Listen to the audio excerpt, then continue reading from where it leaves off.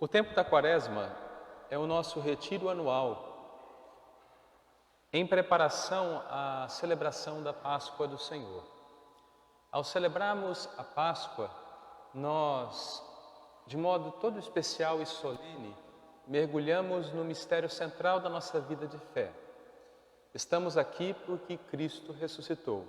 Sobre o altar celebramos sua morte e sua ressurreição. É isso que nós dizemos.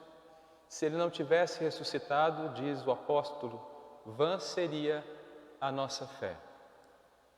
A celebração da Páscoa é a celebração da vitória definitiva do Senhor, a vitória do amor sobre todos os sinais contrários a Ele. É a vitória da vida sobre a morte. É a palavra de Deus que nos diz que a morte não é o fim. Na verdade, para nós, em Cristo significa o grande início.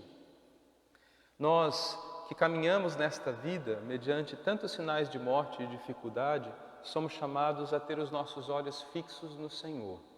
Na primeira leitura, nós ouvimos este trecho, no capítulo 22 do livro do Gênesis, quando Abraão, chamado por Deus, aquele a quem Deus prometeu uma descendência, é chamado a oferecer o seu próprio filho, Isaque, em sacrifício. O texto nos assusta até ao vermos Abraão que, de modo muito silencioso, faz a vontade de Deus. Ele vai ao sacrifício, ele não questiona, ele silencia-se diante do mistério.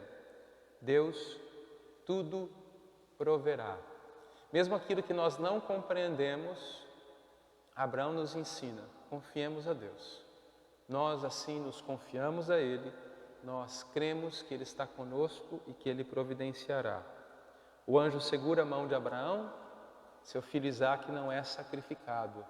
Deus está com seu filho Abraão, com o filho de Abraão, Isaque. Deus vê a obediência.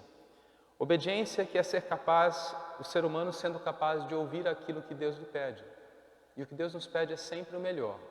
Se no terceiro capítulo, do Gênesis, Adão e Eva não escutaram o Senhor, não foram obedientes ao Senhor, a partir de Abraão nós vemos este grande sinal de obediência, que encontra a sua versão definitiva em Cristo, fazendo plenamente a vontade do Pai, entregando-se na cruz. Ele que se oferece por amor a nós, o Pai que ali não poupa o seu próprio Filho, mas o entrega. No Evangelho de hoje, neste segundo domingo, nós celebramos a transfiguração do Senhor Jesus.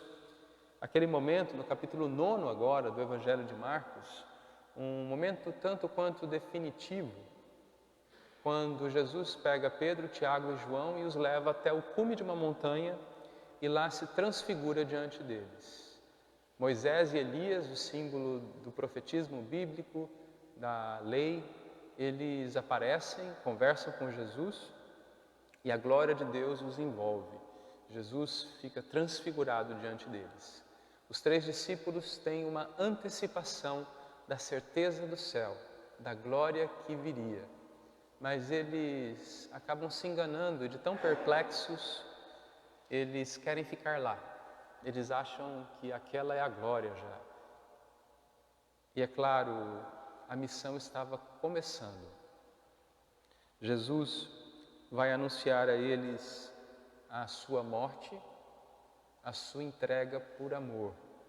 Os discípulos fazem a experiência do céu na transfiguração do Senhor, naquele evento misterioso na montanha. Diferente de quando Moisés subir a montanha, tantos anos antes, para encontrar-se com Deus, e o seu rosto brilhava, para depois descer e levar a mensagem até o povo que cumpre a aliança, em Jesus nós temos Deus que nos leva até Ele. Os discípulos somos nós, somos levados até a montanha, lá espantados diante da glória de Deus, escutamos a voz do próprio Pai. Eis meu Filho amado, escutai-o. Se Abraão foi obediente, nós somos chamados a sê-lo também. Obedecer, no latim, ob audire, significa escutar. de fato escutar e fazer o que Ele nos diz. Temos nós feito o que o Senhor nos pede? Temos nós escutado de fato a Sua voz? Ou vivemos a religião ao nosso modo, fazendo o que bem nos entende? Somos nós a medida dos nossos sonhos, das nossas vontades, daquilo que é certo e errado? Ou de fato é Deus? A vida de Jesus nos ensina que temos algo a aprender. Ele sabe o que devemos fazer. Como filhos, somos chamados a obedecer, a escutar. Em outra manifestação do próprio Pai, como no batismo do Senhor, eis o meu Filho muito amado, escutai-o. Escutar o que Ele diz e fazer a sua vontade é cumprir a vontade de Deus. E para isso basta olharmos para a vida de Jesus, que amou a todos, que perdoou a todos, que foi solidário com os mais fracos, com os pecadores, que entregou a sua vida inteiramente. Na Quaresma somos chamados a confiar em Deus como Abraão confiou. A única segurança daquele homem era Deus. Até o que ele tinha de mais precioso, ele quis entregar, seu próprio filho. Que nossos corações aprendam hoje a confiarmos em Deus, mediante as tristezas, as incertezas, os sofrimentos desta vida, que os nossos olhos estejam fixos no Senhor, que tudo pode e tudo vai providenciar. E que também nesta Quaresma nós olhemos para nós, para os nossos comportamentos e deixemos que o Senhor nos fale, se de fato estamos fazendo Sua vontade, se estamos de fato nos amando, se temos compaixão para aqueles que necessitam, se somos solidários, se fazemos o bem. Que o Senhor nos ajude nessa jornada. Amém.